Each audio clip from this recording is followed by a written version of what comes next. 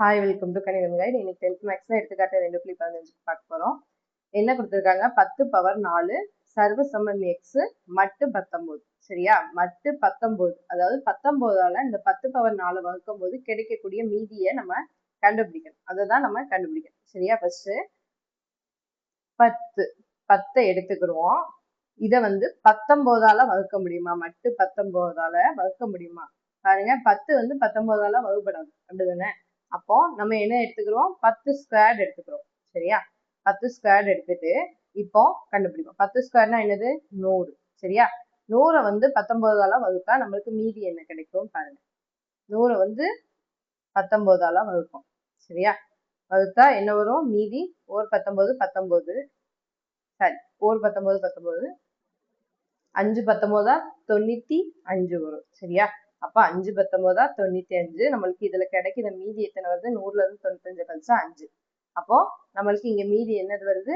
5. சரியா? என்னது கண்டுபிடிச்சிருக்கோம்? 10 ஸ்கொயருக்கு நம்ம கண்டுபிடிச்சிருக்கோம். என்னது கிடைச்சிருக்கு? 5 கிடைச்சிருக்கு 19ஆல வகுக்கும் போது. சரியா? நம்மளுக்கு என்ன தேவை? 10 பவர் 4க்கு தேவை. சரியா? அப்ப ரெண்டு பக்கமும் வர்க்கப்படுத்துங்க. இருபுறமும் பாருங்க, இருபுறமும் வர்க்கப்படுத்த, ரெண்டு பக்கமும் வர்க்கப்படுத்துவோமா? வர்க்கப்படுத்தினா என்ன வரும்? 10 square the whole square equal to இல்ல சர்வசமம் 5 ஸ்கொயர். சரியா? இங்க மட்டு 19. பாருங்க, 10 ஸ்கொயர் த ஹோல் ஸ்கொயர் என்னது? 10 பவர் 4 ஈக்குவல் டு 5 ஸ்கொயர் என்னது? 5 25 மட்டு 19. சரியா? இப்ப பாருங்க, 25 இதுதான் நம்மளுக்கு எக்ஸோட மதிப்பு அப்படின்னு கேட்டீங்கன்னா அது கிடையாது. ஏன்னா இது வந்து 19ஓட அதிகமா இருக்கு. அப்போ இது வந்து 19 விட கம்மியா தான் இருக்கணும். இது அப்ப 25 வந்து என்னது? 19ஆல வகுத்துருங்க. என்ன வரும்?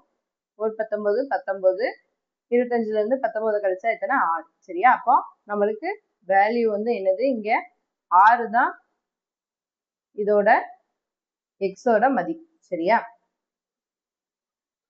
கண்டிப்பா 19 விட இங்க வந்து இங்க இருக்க வேல்யூ வந்து கம்மியா தான் இருக்கணும். சரியா? அப்போ எக்ஸின் மதிப்பு என்னது? நம்மளுக்கு மதிப்பு 6 ஆகும். சரிங்களா? தேங்க்யூ ஃபார் வாட்சிங். கணிதம் கைட் சேனல் வந்து சப்ஸ்கிரைப் பண்ணி வச்சுக்கோங்க.